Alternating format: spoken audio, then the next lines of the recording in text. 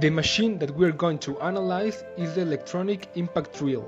We are going to choose two parts of this machine, the housing and the bolts and nuts, to understand more about die casting and the different processes. The first pieces are the bolts and nuts, which have the characteristic of being small, light, and they help to keep together the different parts of the drill. The second piece is the housing for the gear unit, which is made of aluminum, and the dimensions will depend on the drill size, but approximately it has 4.5 inches of length, 3.9 inches of height, and 3 inches of width. In both pieces, the casting process is die casting. The sand and shell casting are not an option because they doesn't give an excellent dimensional accuracy, even when they are less expensive.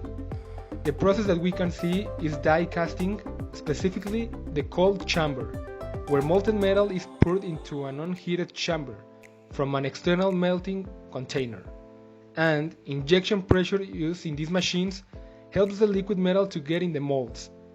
The pressure used in these machines goes from 14 to 140 megapascals.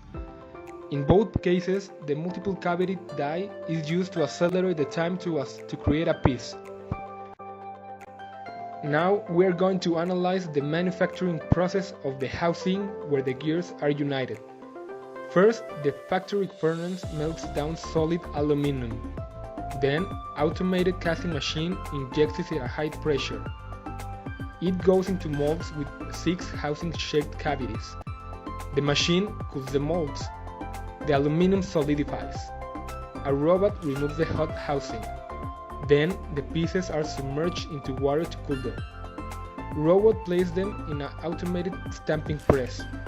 It cuts up the connecting metal. The housings are separated. Computer-guided milling machine finalizes the shape, and then it forms a collar from attaching the second handle. For the next section, we are going to analyze the multi-cavity molds used to produce the housing. So we are going to divide the mold in two: the cavity and the core. The core is a device used in casting and molding processes to produce the piece form. The metal will go through the shot chamber when injected, and then through the pouring hole. The other segment is the part where the cavities are.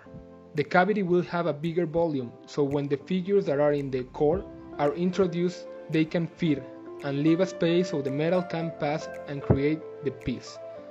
This segment will also have the ejector pins, so you can take the piece away from the mold. For the next section, we are going to analyze the manufacturing process of the nuts and bolts. First, the factory furnace melts down solid zinc or aluminum, depending on the bolt or nut material. Then, automated casting machines inject it at high pressures. In this case, it uses 4 perpendicular slices in the tool, enabling complex and accurate castings to be produced. Then, the machine cools down the mold, and for the last section, it cuts off the kinetic metal so it can be separated and cleaned. On the following video, you can see the process and the sketches that bolts and nuts need to be created.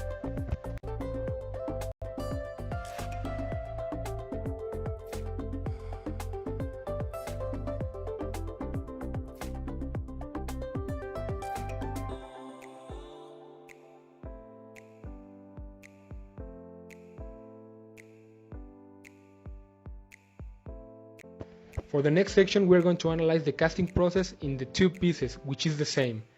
In this case, we use the multi-cavity, so the patterns and the core must be created to have a mold.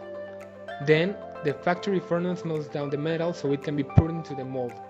It needs to pass a certain amount of time so the piece can cool down and solidifies. Then, the piece is removed so it can have a heat treatment. In this case, it is submerged into water. After that, the pieces are cut so they can have the proper finish and inspection. For the next section, we are going to use Shorinoff's rule to estimate the cooling time for the part. It's important to mention that the mold constant is hard to estimate and is not too precise. In my case, the value that we're going to use is 2.4 according to a table where the mold for aluminum is that.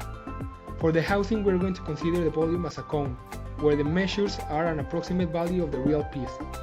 In this case, we have the cavity, which is the bigger volume, and the core, which is the smaller one. To get the real volume, we need to subtract volume 1 from the volume 2. So we use the next formula to obtain each volume. Then we get the superficial area using the next equation. Once we have all values, we use Shorinov's rule, where n is 2. The time that we get is 13 seconds. We are going to do the same process, but now for the nut. We use the same constant and consider the nut as a cylinder. The values that I have assignated are an approximation to the real ones. Now, to calculate the real volume, we need to subtract volume 1 from the volume 2, again. So we use the next formula to obtain each volume. Then we get the superficial area using the next equation. Once we have all values, we use Shorinov's rule when n is 2. The time that we get is 0.16 seconds.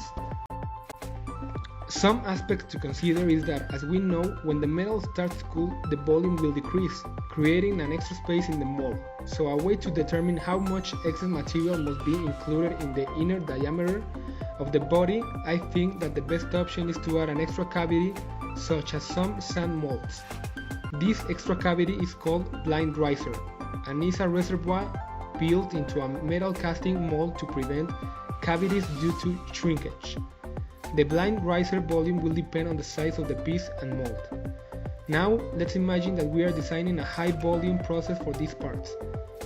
Will a single cavity or multi-cavity mold be the best option? In my case, I think multi-cavity is the best option because it creates parts faster, but it can be more expensive and it will need some other processes to cut the extra metal that are united. To finalize, we're going to talk a little bit about thermoplastic, an option to substitute metal with plastic. If we talk about process, the plastic version can be accomplished in one production process in comparison to the steel casting. Some of the properties of the fiber reinforced plastics are that it's stronger than regular polymers and lighter than metal. Some other advantages are cutting down on production costs and gaining a competitive edge. So in this case, I will keep the metal instead of the plastic for a main reason, and that is because those parts must keep safe the gear system, and metal can be used in extreme hot and cold temperature and has a higher tensile strength than plastic. In the case of biodegradable plastics, I don't think it's a good option to substitute metal,